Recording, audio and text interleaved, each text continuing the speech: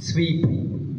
SVEEP stands for systematic voters education and electoral participation. SVEEP का गठन किया गया ताकि हर एक बंदे को अवेयर किया जा सके उसके वोटिंग राइट के बारे में, और सबसे बड़ी बात कि उसने अपना ये अधिकार कैसे प्राप्त करना है। कि जो आपके ब्लाइंड वोटर हैं वो ब्रेल टच के साथ अपना वोट कास्ट कर सकते हैं। वो मशीन के ऊपर ब्रेल टच कर रही है और अपना वोट खुद कास्ट कर रहे हैं। उनके साथ कंपेनियन जो जाता है क्या करते हैं वो, अब उनको पता है कि मुझे फलाने बंदे को वोट डालना है। अब कंपेनियन उनको बता रहा है कि फलाना सिंबल जो है वो इतने नंबर पे है, फलानी पार्टी का फलाने नंबर पे है। अब वो खुद वहां पे टच करके देखेंगे कि मुझे किसको डालना है। कितना मतलब सरल और कितना प्रभावशाली हो गया। अब हर एक भारत के नागरिक को अधिकार है कि वो वोट डाल सकता है। समय को भी मद्देनजर रखना है, इसीलिए आप जैसे मैं बोलते जाऊंगा आप साथ साथ हैंड ऑन कर लें।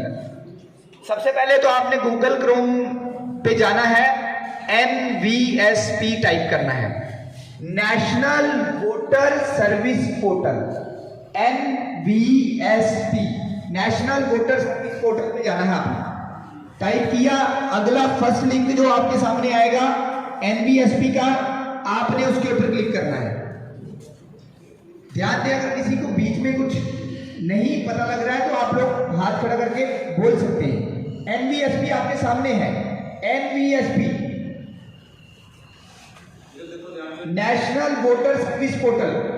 ये आपका पोर्टल जो है, पहले लिंक पे क्लिक करेंगे, उसके बाद अगला इंटरफेस आपके सामने आएगा। अगला इंटरफेस सामने का थोड़ा स्क्रॉल डाउन करें, लॉगिन / रजिस्टर, आपने उसके ऊपर क्लिक करना है। उसके बाद जो नेक्स्ट पेज आपके सामने ओपन होगा उसमें आप लोगों ने उसको थोड़ा सा स्क्रॉल डाउन करना है। लॉगिन आईडी वाला शो रहा है ना एक ऊपर, लॉगिन आईडी पासवर्ड, क्योंकि आपके पास अभी आईडी पासवर्ड नहीं है। जिनके पास आईडी पासवर्ड होंगे तो वो तो इधर से कर सकते हैं, जो रेस्ट बचे उसके बाद उन्होंने क्या करना, थोड़ा सा इसको स्क्रॉल डाउन करना है पेज को नीचे। उसके बाद आपका आएगा आई डोंट हैव अकाउंट, दिख रहा है, आई डोंट हैव अकाउंट पे क्लिक करें। अब आपका अकाउंट बन रहा है। पहले NVSP की ऑफिशियल वेबसाइट पे आपका अकाउंट क्रिएट हो रहा है। अब आपने यहाँ पे मोबाइल नंबर एंटर करना है, उसके ऊपर क्लिक करेंगे आई डोंट हैव अकाउंट पे, तो आपका आगे अगला पेज खुलेगा। एंटर मोबाइल नंबर, कैप्चा और सबमिट करेंगे तो जनरेट OTP पे क्लिक करना है। उसके बाद जनरेट OTP पे क्लिक करेंगे। मोबाइल नंबर ध्यान से डालें, जिस मोबाइल नंबर को आप पंच करेंगे वही मोबाइल नंबर आपका OTP उसी पे जाएगा। तो OTP आप लोग यहाँ पे डालेंगे, सबमिट करेंगे। उसके बाद नेक्स्ट पेज आपका ओपन होगा, जो उसमें आपका क्या होगा, सेट पासवर्ड। आपने पासवर्ड सेट करना है। वहां पे पासवर्ड का आप ध्यान दें, एक कैपिटल लेटर, उसके बाद स्मॉल लेटर, उसके बाद नंबर डालें कोई, उसके बाद आपका एक स्पेशल कैरेक्टर होना, अपनी मर्जी से रख लें, ठीक है। तो ये कोई स्ट्रॉन्ग पासवर्ड आप यहाँ पे दे दें, तो आपका जब आप इसको सबमिट करेंगे आपका आएगा योर पासवर्ड जनरेटेड सक्सेसफुली। अब आ गया, इतना हो गया सबका। तो अगला स्टेप है, अब आप वापिस उसी साइट पे जाइए NVSP पे। अब लॉगिन पे क्लिक करना है और आईडी पासवर्ड डालें। आईडी आपकी मोबाइल नंबर रहेगा, पासवर्ड आपका क्या रहेगा, जो आपने सेट किया, ठीक है।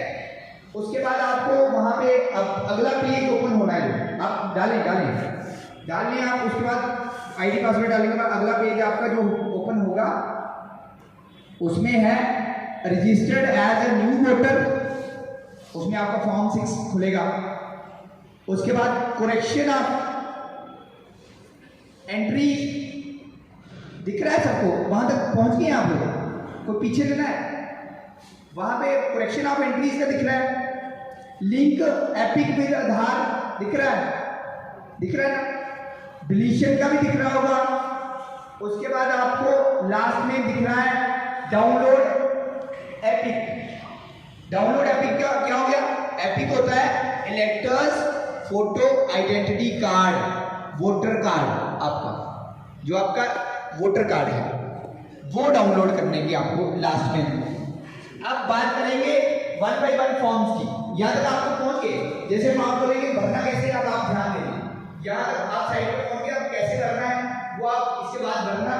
आप मेन पेज पे पहुंचते हैं जो हमारा काम है, उसका भरने का तरीका क्या है। जैसे आप लोग फॉर्म 6 पे क्लिक करेंगे ना, रजिस्टर एज ए वोटर, आपके सामने फॉर्म खुल जाएगा। सबसे पहले कॉलम में आएगा डेट ऑफ बर्थ। आपने अपनी डेट ऑफ बर्थ पंच कर दी, वहां पे फिल की। उसके बाद अपना नाम, पेरेंटेज, जैसा आपको एड्रेस वगैरह, अगर आप लोगों को एड्रेस का प्रॉपर पता नहीं लगता, पोलिंग स्टेशन कौन सा है, हाउस नंबर कौन सा है, उसका आपको सिंपल सा तरीका बता दूं मैं। अपने फादर साहब का वोटर आईडी कार्ड लेना है, उसके बैक साइड पे polling station number, polling station का नाम, पोलिंग स्टेशन नंबर, आपका हाउस नंबर सारा लिखा होता है, वो आप एड्रेस में भरेंगे अपने। जैसे वहां पूछेगा ना पोलिंग स्टेशन नंबर, वो डाल देना है। पार्ट नंबर उसके पीछे लिखा है, हाउस नंबर आपका उसके पीछे लिखा है। मतलब आपका बता दूं आपको कि आपका वोटर कार्ड जो है ना, फोटो इलेक्टोरल रोल जो है ना आपकी, वो किस हिसाब से होती है। जैसे आपका राशन कार्ड देखा सबने घरों में, मम्मी पापा का, फिर आपका नाम, भाई बहनों का, वैसा ही जो आपकी वोटर लिस्ट है उसमें फोटो लगा हुआ है, तो तभी उसको बोला जाता है फोटो इलेक्टोरल रोल। ठीक है, तो उसमें फोटो लगे होते हैं उनके नाम, फिर आपकी मम्मी का नाम होगा, फिर आपके जैसे नए वोट बनेंगे ना आपके, उनके साथ आपका आएगा। तो आपका जो एड्रेस वगैरह है वो आप वहां से डाल सकते हैं। फिर लास्ट में जब आपका एक पेज भर गया ना, एक पेज के बाद जब नेक्स्ट करेंगे, उसका सेकंड पेज पे आएगा आपका लिखा होगा name of the family member, जिसका वोट बना है पहले का name of the family member लिखेंगे, अपना पापा का नाम लिख दिया। उसके बाद लिखेंगे आगे होगा रिलेशन विद एप्लीकेंट। अब एप्लीकेंट के साथ क्या रिलेशन है, तो आपका फादर साहब है तो फादर लिखेंगे, अगर मदर का लिखना है तो मदर का लिख सकते हैं आप लोग, उसमें कोई दिक्कत नहीं। भाई का लिखना है भाई का भी लिख सकते हैं, वहां पे रिलेशन मेंशन करना है कि ये रिलेशन है। तो आप लोग जैसे ही सबमिट करेंगे, आपका फॉर्म जो है वो सबमिट करते ही किसके पास चला जाएगा, बीएलओ के पास। बीएलओ के पास गरुड़ ऐप है, जैसे आप लोग पोर्टल पे भर रहे हैं ना, बीएलओ के पास भी आजकल ये ऑफलाइन वाला सिस्टम उसके पास भी नहीं है। अब उसके पास गरुड़ ऐप है, अब वो भी ऑनलाइन फॉर्म भर रहा है, आपका फोटो अपलोड कर रहा है, जो वो ऑनलाइन कर रहा है। फोटो अपलोड करते टाइम आप एक बात और बताऊंगा, ध्यान दीजिएगा, फोटो जो अपलोड करना है बिल्कुल क्लियर बैकग्राउंड और गर्दन अपनी सीधी रख के आईज आपके सामने होनी चाहिए। ठीक है, इसका ध्यान रखें क्योंकि डॉक्यूमेंट है भाई, और ये डॉक्यूमेंट आपको पता है हमारा जो डॉक्यूमेंट है सबसे इंपॉर्टेंट डॉक्यूमेंट है इलेक्शन कार्ड। तो आपने फॉर्मेलिटीज क्या क्या लगानी है, एक तो आपके पास आधार कार्ड होना चाहिए, आधार नंबर भी डलना है इसमें जो नए बना रहे हैं। उसके बाद आप लोगों ने डेट ऑफ बर्थ प्रूफ होना चाहिए और आपका एड्रेस प्रूफ होना चाहिए, 3 चीजें। आधार कार्ड आपका आईडी प्रूफ भी है, तो एड्रेस प्रूफ में भी आप लगा सकते हैं, डेट ऑफ बर्थ भी उस पर है, या डेट ऑफ बर्थ में आप मार्क्स कार्ड लगा सकते हैं अपनी 10th वगैरह की। ठीक है, तो ये आपकी फॉर्मेलिटी जो है फॉर्म 6 में आप लोगों ने रजिस्ट्रेशन से पहले इस चीजों का ध्यान देना है। जैसे ही आपने सबमिट किया, आपका फॉर्म किसके पास पहुंच गया, बीएलओ के पास पहुंच गया। बीएलओ के पास मेंशन हो जाएगा कि फलानी फैमिली का बच्चा जिसने फॉर्म भरा है, पेरेंट ये है। ठीक है, उसके पास आपके डॉक्यूमेंट भी शो हो जाएंगे, उसने फील्ड वेरिफिकेशन करनी है, वो अब देखेगा कि ये बच्चा वाकई मेरा इस पोलिंग स्टेशन के अंतर्गत आता है नहीं आता है, फील्ड वेरिफिकेशन करेगा, सबमिट करेगा फॉर्म, तो फॉर्म जो है आपका सीधा ईआरओ के पास चला जाएगा। ठीक है, ईआरओ साहब के पास जाएगा तो वहां से जब वेरीफाई होता है एकदम से आपको मैसेज आ जाएगा फोन के ऊपर, your EPIC card generated successfully. EPIC card number आ गया आपके पास। एपिक कार्ड आने का फायदा क्या हुआ, अब आप लोग एपिक कार्ड को डाउनलोड कर सकते हैं। इसमें जो एपिक कार्ड डाउनलोड की फैसिलिटी थी ना, अब आपने जैसे एपिक कार्ड आया, आपने उसके ऊपर क्लिक किया, एपिक कार्ड नंबर डाला, मोबाइल नंबर आपका वहां पे वेरीफाइड है ऑलरेडी, आपने डाला हुआ है। जैसे ही आप जनरेट ओटीपी पे क्लिक करेंगे, एपिक कार्ड डाल के कैप्चा डाल के जनरेट ओटीपी पे क्लिक करेंगे, सीधा ओटीपी आपके उसी मोबाइल के ऊपर जो आपने फॉर्म भरते टाइम डाला था। तो आप ओटीपी डालेंगे, उसके बाद आपका एपिक कार्ड डाउनलोड हो गया, बिल्कुल साधारण हो गया। मतलब आप हिसाब लगा लो 10 दिन में आपका वोटर आईडी आपके हाथ में होगा, और इतना सरल और इतना मतलब आसान कर दिया है, आप घर बैठे इस चीज़ों का लाभ ले सकते हैं। लेकिन हम लोग ले क्यों नहीं पाते हैं? क्योंकि हमारे पास अवेयरनेस की कमी थी, जो कि इलेक्शन कमीशन के जो ये स्टेप है, इसकी वजह से, इसके कारण हम लोग ये जानकारी आपके तक पहुंचा पाते हैं और आप लोग इन चीज़ों का लाभ ले पाते हैं। जो हमारा मिशन होता है ना, हम किस मिशन को लेके चल रहे हैं? हमारा मिशन है कि हमारी जितनी भी इलेक्शंस होती हैं देश भर में, उसमें 100% वोटिंग की जाए। आप कोई बंदा पीछे ना रह पाए, अपने इस हक से वंचित ना रह पाए। हर एक बंदे को ये राइट मिलना चाहिए और 18 साल की आयु पूरी होते ही मिलना चाहिए। अब एक 17+ वाला कॉन्सेप्ट भी आ गया। अभी रिसेंटली इलेक्शन कमीशन ने अनाउंस किया है कि जो बच्चा अभी 2-3 महीनों के बाद में 18 साल का होना है, वो एडवांस में अपने आप को 17+ में रजिस्टर कर सकता है। पोर्टल पे जैसे आप जाते हैं, वहाँ पे 18+ और 17+ दो आपको आइकन दिखते हैं। आप लोग अगर 17+ में हैं तो आप लोग वहाँ पे फॉर्म भर सकते हैं क्लिक करके। फॉर्म सेम खुलेंगे, लेकिन आप लोग वहाँ पे खुल सकते हैं। आपको एपिक कार्ड कब जनरेट होगा? जब लोग आप लोग 18 साल के आयु को पूरा कर जाएंगे, आपका एपिक कार्ड जनरेट हो जाएगा। ये था आपका फॉर्म 6, जो आपको क्या हेल्प करता है? आप लोगों को रजिस्टर करने में। अब उसके बाद है फॉर्म 6B। फॉर्म 6B का क्या फायदा हुआ? पहले कारण बता देता हूँ, उसके पीछे का कारण। आपको पता है पहले क्या होता था? पुराने टाइम पे क्या था? आपकी जो वोटर लिस्टें थी ना, फोटो इलेक्टोरल रोल, उसमें क्या था? एक बंदे का वोट एक गांव में भी बना है, कभी वो शहर में रहता है कहीं पे तो वहां भी बना लिया, या कहीं तीसरी जगह पे रहता था वहां भी बना लिया। अब आपको पता है 1 कंट्री का बंदा, एक ही देश का बंदा एक ही जगह पे बेनिफिट ले सकता है अपने वोटिंग राइट का। ठीक है, उसका समाधान क्या निकाला? आपका आधार कार्ड लिंक किया जा रहा है आपका वोटर ID कार्ड के साथ। अब जिन लोगों ने 3-3 जगह पे बनाए हुए ना, उनके साथ क्या हो रहा है? या तो अपनी मर्जी से उन तीनों में से एक को चूज कर लो, लिंक कर लो, जो 2 बच गए वो चले जाएंगे।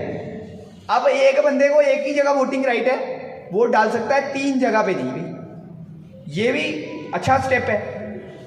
तो अब आप लोगों के जितने वोट पुराने बने हैं ना घरों में, हार्डली जो पीछे समरी रिवीजन हुए थे, बड़ा जोर दिया गया, 90 से लेकर 95% तक लोग कवर्ड हैं जिनका एपिक के साथ आधार लिंक्ड है। और जो बचे हुए हैं लैक ऑफ अवेयरनेस, उस पर अभी जोर दिया जा रहा है कि उनका जो आधार कार्ड लिंक है वो जल्द ही किया जा सके। ठीक है, आप NVSP पे भी कर सकते हैं, BLO की हेल्प से भी कर सकते हैं। NVSP पे आपका एपिक कार्ड जो है वो आप आधार के साथ लिंक कर सकते हैं। जो एपिक लिंक वाला ऑप्शन था ना, मैंने बताया, उसको खोलना है, एपिक नंबर डालना है, आधार नंबर डालना है, मोबाइल नंबर डालना है, सबमिट करना, सिंपल है वो। उसके बाद फॉर्म 7 जो है डिलीशन। अब डिलीशन वाला मैटर जो है, सपोज करो किसी की डेथ हो जाती है, अब किसी की डेथ होगी तो अब जो फैमिली मेंबर हैं वो फॉर्म 7 भर के या तो ऑनलाइन सबमिट कर दें। ठीक है, उसका फॉर्म भरते टाइम एक चीज का ध्यान देना है, मैंने बड़ी जगह पे दिखा है, एक BLO से भी काफी मिस्टेक हो जाती है। ये मैं मैसेज सबको देना चाहूंगा, हमारे जितने BLO साहिबान हैं, कईयों को इस चीज का थोड़ा कंफ्यूजन रहता है। एप्लीकेंट होता है, अब 7 फॉर्म जो एप्लीकेंट भर रहा है, एप्लीकेंट वो नहीं है जिसका वोट डिलीट करना है। एप्लीकेंट वो, अब किसी की डेथ हो गई है सपोज करो, अब उसका वोट डिलीट करना है, तो एप्लीकेंट कौन हुआ? अब जो बंदा मर गया है वो तो एप्लीकेंट नहीं हो सकता।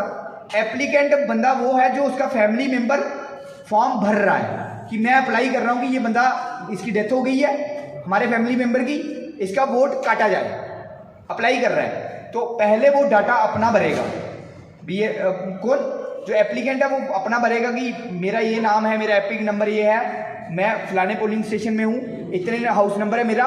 ठीक है, सेकेंड में आएगा कि डिलीशन किसकी करवानी है, फिर उसके दूसरे नंबर पे जो डेटा आएगा वो भरना है जिसका वोट काटना है, उसका एपिक नंबर डेटा फेच करके सारा फिर सबमिट करना है। इसमें थोड़ा सा कंफ्यूजन रहता है, ये कंफ्यूजन मैं आपको दूर कर दूं। पहला उसका भरा जाएगा जिसका वोट, जिसने वोट काटना है किसी का फैमिली मेंबर का, जिसका कटवाना है उसका नेक्स्ट। ये फॉर्म 7 में आप लोग कर सकती हैं। और अब फॉर्म 8 है लास्ट वाला फॉर्म, लास्ट वाले फॉर्म में क्या होता है, आपका जो करेक्शन है, जितना करेक्शन, किसी का फोटो अपडेट करना है, मोबाइल नंबर अपडेट करना है, या किसी का नाम की करेक्शन है, एड्रेस की करेक्शन है, जितनी भी प्रकार की करेक्शंस हैं वो फॉर्म नंबर 8 भर के आप लोग कर सकते हैं। उसके लिए भी आपका जो टाइम है, अभी मेरे ख्याल में आज शायद एक ऑर्डर आया है जिसमें आपका ये एक्सटेंशन हो गया है। अब आपका अप्रैल वाला पूरा महीना चलेगा ये समरी रिवीजन। अभी फिलहाल तो 20 तक था, 20/4/2023 तक, उसका एक्सटेंशन हो गया। तो आप लोगों ने 20 से पहले भर लें, अपना जो रजिस्ट्रेशन वाला है ना, भर लें, उसके बाद भी आप लोग 30 तक कर सकते हैं।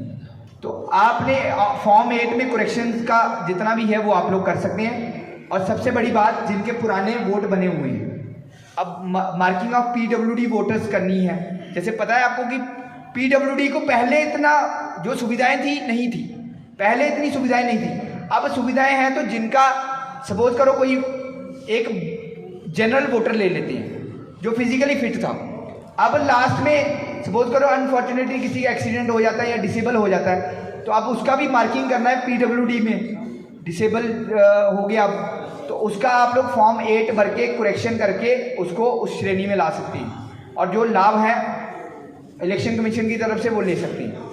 और एक सबसे बड़ी बात और बताऊंगा, ये तो आपका हो गया प्रोसेस सारा कि कैसे आपने वोट बनाना है, कैसे नहीं।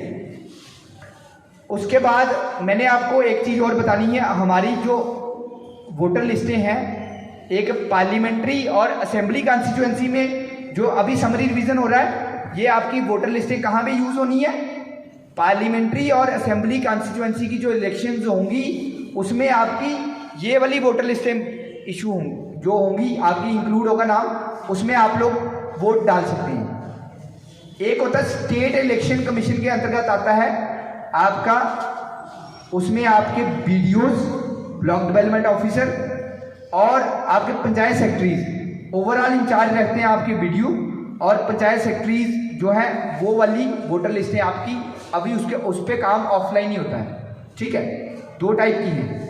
जो इसमें इंक्लूड है, ज़रूरी नहीं कि उसमें भी हो जाएंगे, वो भी वोट आपने इसी तरह बनाना है। उसके लिए form 2A, 2B, 2C, 2D अलग फॉर्म है, वो ऑफलाइन भर के आप लोगों ने पंचायत सेक्रेटरीज को देने हैं। जैसे समरी रिवीजन की बात कर रहा था ना मैं, अब जनवरी में जब समरी रिवीजन हुआ ना, पहले कब हुआ था, 15 सितंबर से लेकर 25 अक्टूबर तक। उसके बाद जनवरी में आपकी पंचायत इलेक्टोरल रोल जो है उनका समरी रिवीजन हुआ था।